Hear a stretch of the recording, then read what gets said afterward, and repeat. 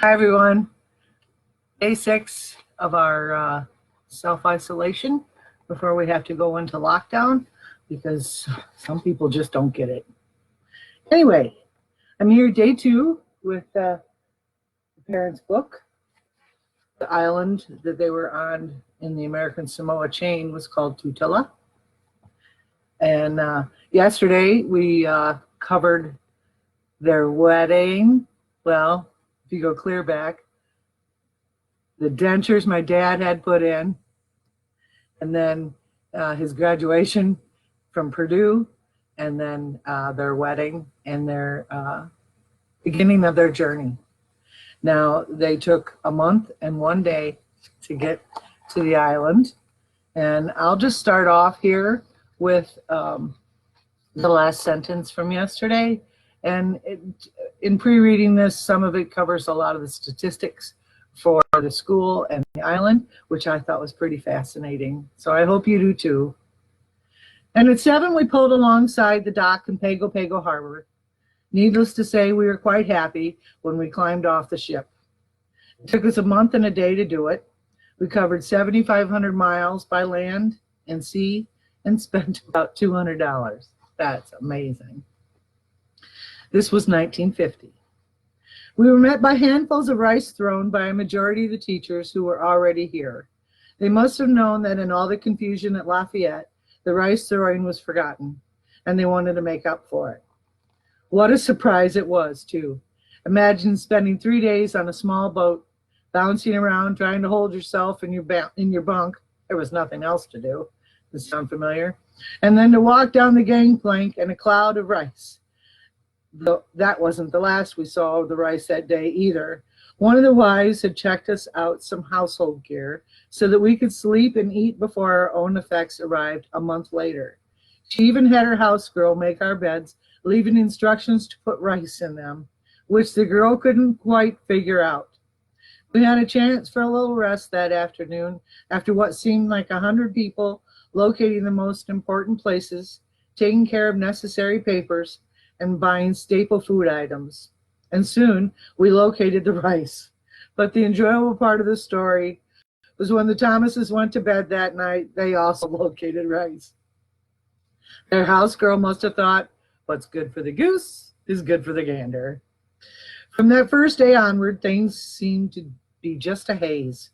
During the remainder of July and August, we were out nearly every night for supper, other social engagements, or doing some work on our apartment.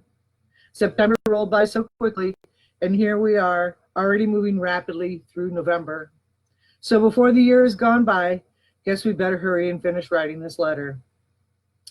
The white population of the island runs close to 200. 60 Navy personnel, not counting wives or children, about 60 civilians, including missionaries, and also a few traders. The native population on this island, Tutela, and on the other 4 smaller islands comprising American Samoa, is about 18,600, increasing at a rate of 600 persons per year.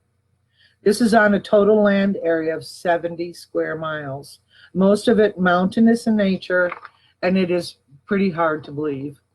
Agriculturally speaking, the farmers back home would classify 85% or more of the land as non-tillable. Yet the island has supported people for hundreds of years before we started to break the soil, and by all prospects should continue to do so, if we from the Western world don't instill too many luxury thoughts in their minds. Before we get started on Samoa, however, let's talk a little of the Pelagi foreigner situation. There are 16 teachers in the high school and 5 working in the vocational school, plus a few native teachers. By a quirk of fate, Bill is even teaching this semester. She has 2 periods of home economics each day.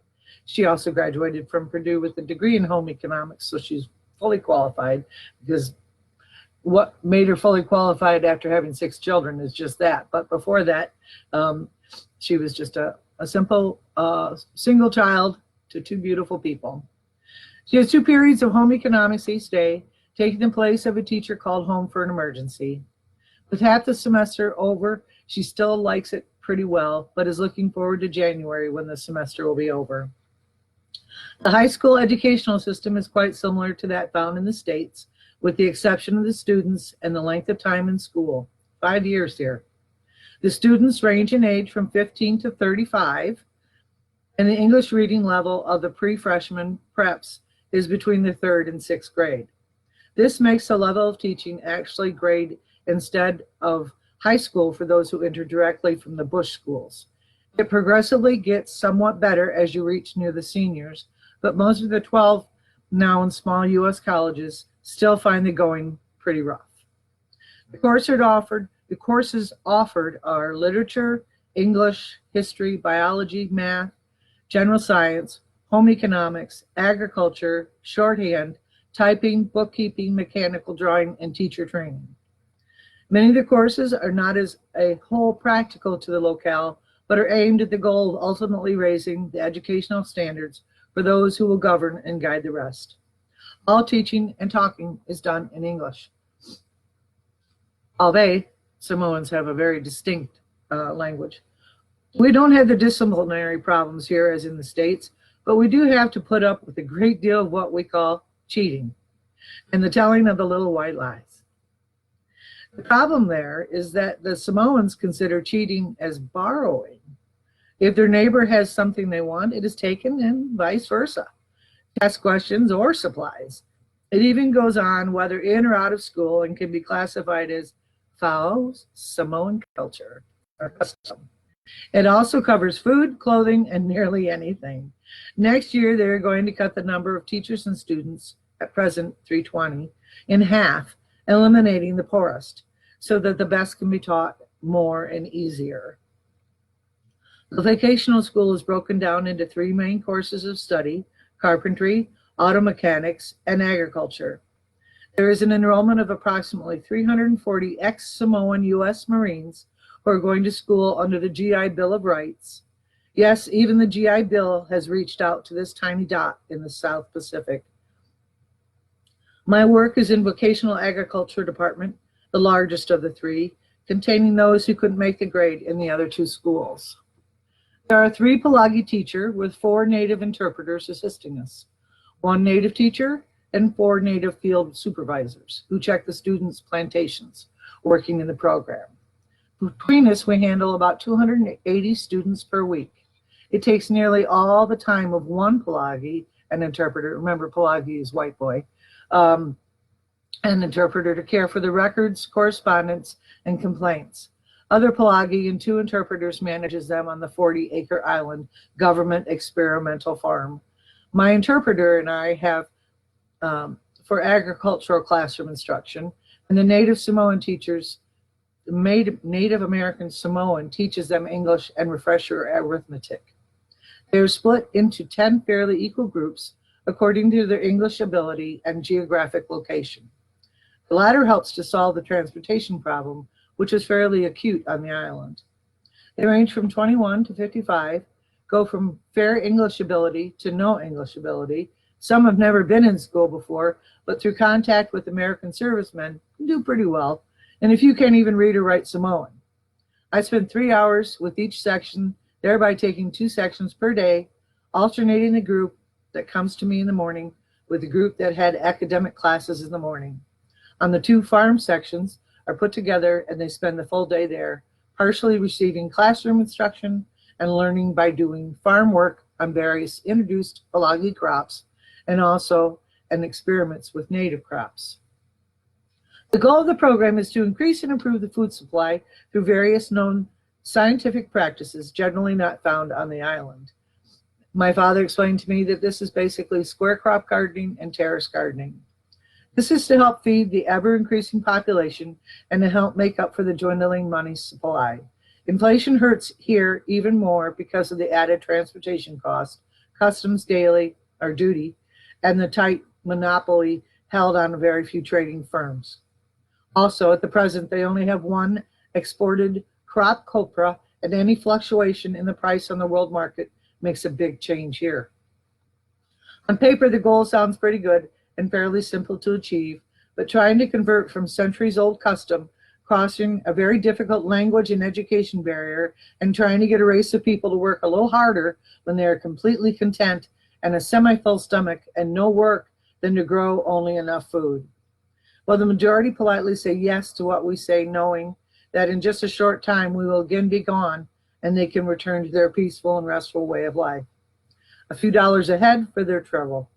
The few that were truly interested will try some of our new ideas with a very cautious eye, but still not in sufficient quantity to affect any major changes. Yet, we still have hopes.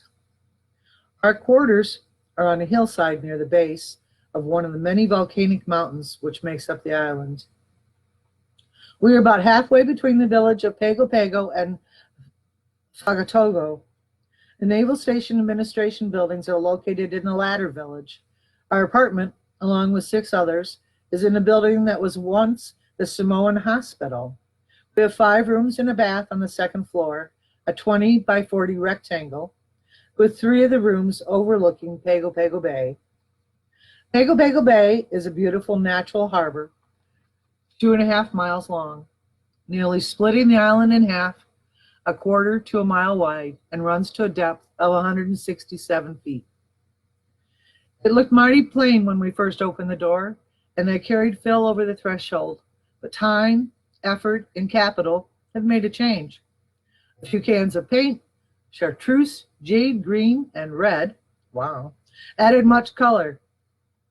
Drapes in the living room and new white canvas weather curtains throughout added nicely to our 200 square feet of screened-in window space. Pillows made with locally grown kapok, muslin, and bunting now adorn the living room, and also make nice bed pillows. 2 large tapas, native cloth made from the inner bark paper mulberry plant with somewhat artistic design in brown dye used exclusively before the white man's cotton came, hang on the living room walls. I have all those mats and things that I utilize in my relaxation room at the salon. Shipping crates covered with grasso mat now divide what used to be the living room and dining room. They also serve as a telephone stand and catch-all for many articles, or technically speaking, could be called a knick-knack stand. Another painted crate makes up our bookcase and portrait stand. Lastly, colored scenic pictures from A Company's 1949 calendar and 2 wall lamps make up the other wall decorations.